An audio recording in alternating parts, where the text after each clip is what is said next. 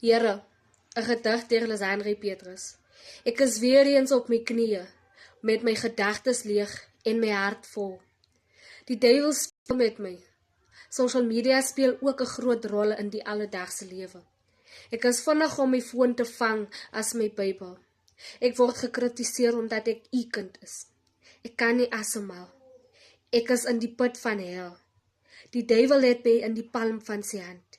Ek is vas. Hulle verwag ek moet hulle lief hê. Maar hoe?